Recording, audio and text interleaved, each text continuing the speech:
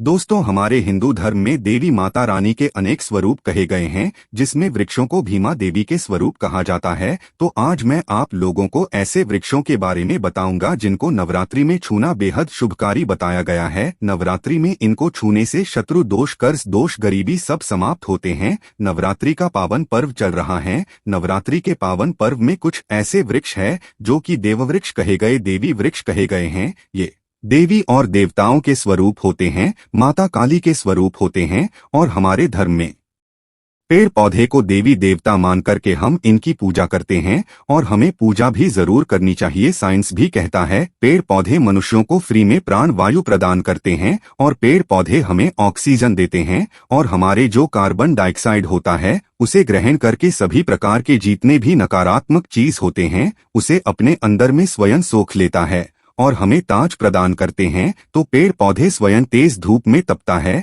लेकिन मनुष्य को शीतल छाया प्रदान करता है। तो नवरात्रि के समय में कुछ ऐसे पेड़ पौधे हमारे धर्मशास्त्र में कहे गए हैं जिनको छूने मात्र से व्यक्ति के बंद किस्मत के ताले खुल जाते हैं, व्यक्ति का सौभाग्य चमक जाता है। हमारे शास्त्रों में पेड़ पौधों को बहुत ही गुणकारी कहा जाता है क्योंकि इनमें साक्षात देवता होते हैं। अनेक बीमारी का उपचार पेड़ पौधों में ही छुपा है, जड़ी बूटी में ही छुपा है। और भगवान श्री कृष्ण ने गीता में स्वयं कहा है कि वृक्षों में मैं पीपल का वृक्ष हूँ। पीपल के वृक्ष को वृक्षों का राजा कहा जाता है। इसीलिए कृष्ण भगवान ने कहा पत्ता पत्ता मैं ही हूँ, क्योंकि पीपल वृक्ष की जो आयु होती है सबसे ज्यादा होती है, सबसे अत्यधिक होती है। पीपल वृक्ष सर्वशक्तिमान होता है, पूजा पाठ में अत्यधिक इसका महत्व होता है। दोस्तों, इसीलिए भगवान श्री कृष्ण ने गीता में स्वयं कहा है कि मैं वृक्षों में पीपल का वृक्ष हूँ। तो चलिए आज मैं आप लोगों को नवरात्रि के समय में छुए जाने वाले वृक्ष के बारे में बताऊंगा। तो जय माता दी अवश्य लिख दीजिए कमेंट में। दोस्तों, हमारे धर्म शास्त्र में अनेक ऐसे वृक्ष है जो कल्याणकारी होते हैं,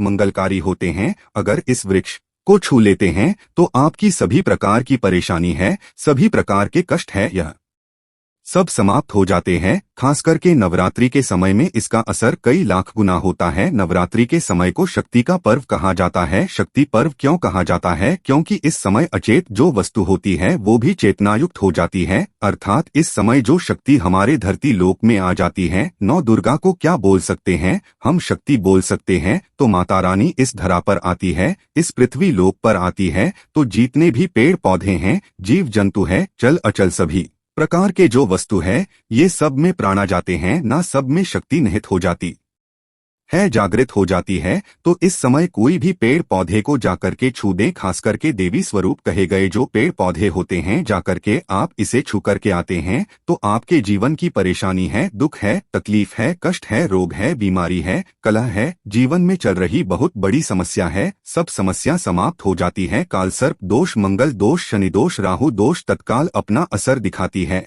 और सब दोष खत्म हो जाते हैं। दोस्तों, आज मैं आप लोगों को 3 पौधों के बारे में बताऊंगा और ये तीनों पौधे देववृक्ष कहे जाते हैं। वीडियो को ध्यान से देखना। अगर आज की वीडियो मिस कर दी तो फिर सारी जिंदगी आपको पछताना पड़ेगा, क्योंकि नवरात्रि ही एक ऐसा पर्व होता है, एक ऐसा समय होता है। केवल 9 दिनों के भीतर में आपको लंबी पूजा पाठ करने की जरूरत नहीं पड़ती। केवल 9 दिनों के भीतर में ही आप अपनी समस्या को, आप अपनी गरीबी को स्वयं अपनी आंखों से समाप्त होते हुए देख सकते हैं। मैं जिस वृक्ष के बारे में बता रहा हूँ, यह सारे वृक्ष आपको अपने घरों के आसपास में बहुत ही आसानी से मिल जाएंगे। दोस्तों, वीडियो में आगे बढ़ने से पहले, जानकारी बताने से पहले, अभी तक कमेंट बॉक्स में जय माता दी नहीं लिखे हैं तो जय माता दी जरूर लिखना। जब आप हमारे कमेंट बॉक्स में जय माता दी लिखते हैं तो हमें काफी हर्ष होता है, काफी उल्लास होता है। आप हमारी वीडियो को लाइक करते हैं तो हमारा मनोबल बढ़ता है और आप सभी लोगों के लिए इस प्रकार ज्ञान भरी जो अच्छी अच्छी जानकारी होती है, आप सभी लोगों के लिए लेकर के आते हैं।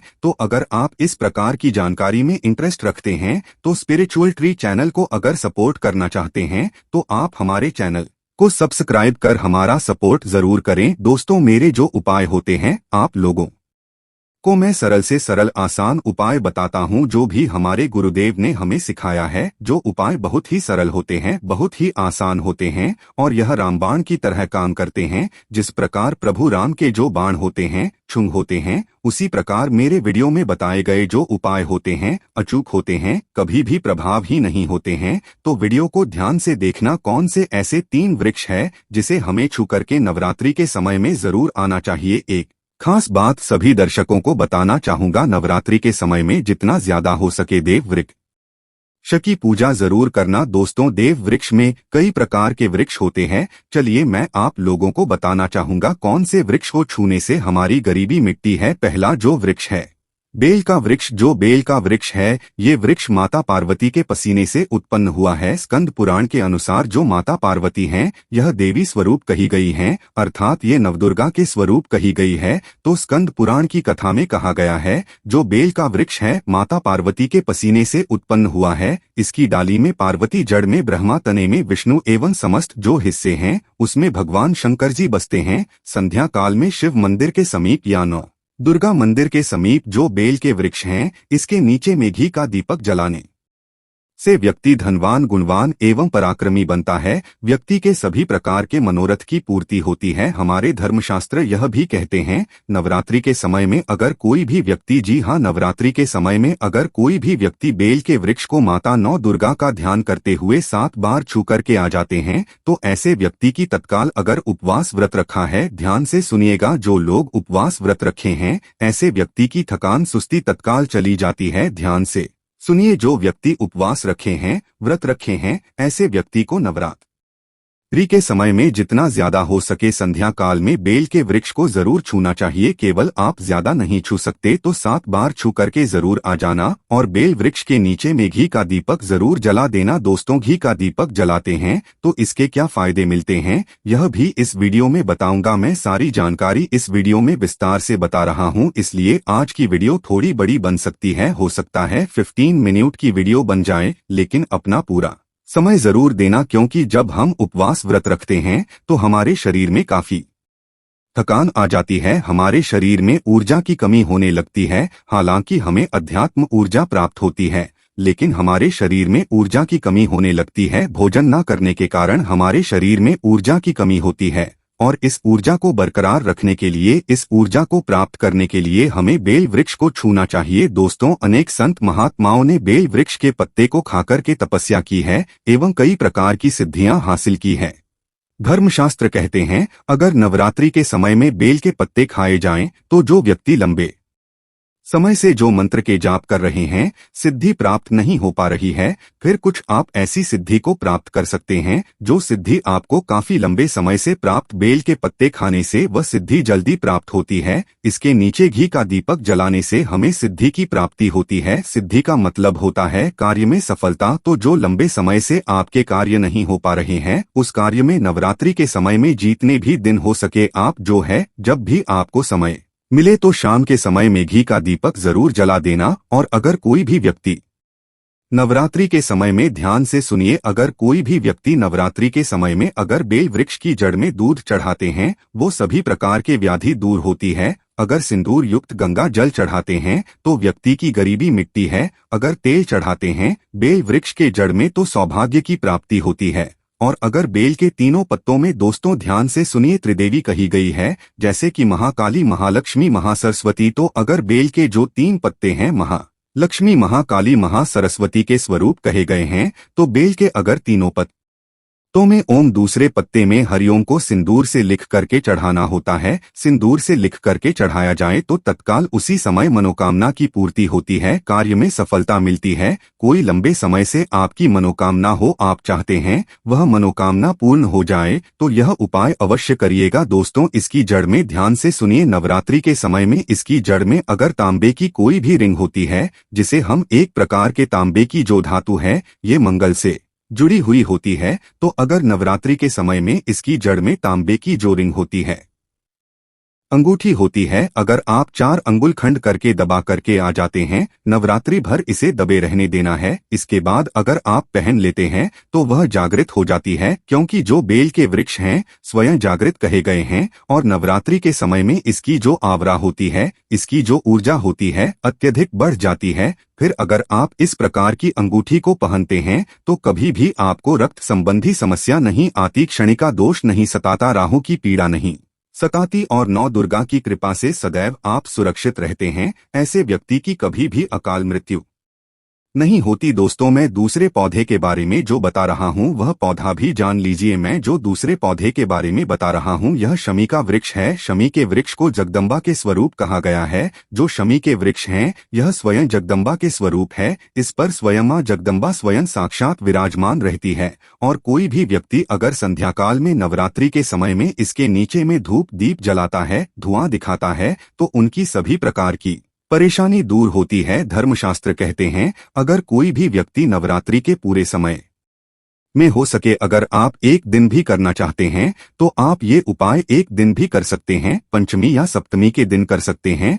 तो हमारे धर्मशास्त्र में कहा गया है अगर नवरात्रि के समय में लाल चूड़ी अगर कोई भी व्यक्ति मनोकामना बोलते हुए शमी के वृक्ष में बांधे तो वह मनोकामना की पूर्ति होती है। लाल चूड़ी अगर कोई भी महिला जाकर के बांधती हैं तो उन्हें सौभाग्य की प्राप्ति होती है, उसके पति की कभी भी अकाल मृत्यु नहीं होती। इसकी जड़ में सिंदूर डालने से व्यक्ति को आरोग्य की प्राप्ति होती है। जो लोग लंबे समय से बीमार पड़े हैं, ऐसे व्यक्ति के जो घर में रहने वाले सदस्य हैं तो वह लोग जो बीमार पड़े हैं उनके शरीर से 7 बार सिंदूर को उतारा करके शनि की जड़ में डाल सकते हैं तो उनके रोग जल्दी ठीक हो जाएंगे। जो लोग लंबे समय से बीमार पड़े हैं या फिर आप बीमारी से बचना चाहते हैं, निरोग रहना चाहते हैं, तो इसकी जड़ में सिंदूर जरूर डाल देना। मनोकामना पूर्ति करने के लिए मैं एक मंत्र बता रहा हूँ। इस मंत्र को बोलते हुए शमी के वृक्ष को छूना है। इस मंत्र को बोलते हुए शमी के वृक्ष को छूना है। आप तत्काल नवरात्र के समय में इसका रिजल्ट देखना। जैसे ही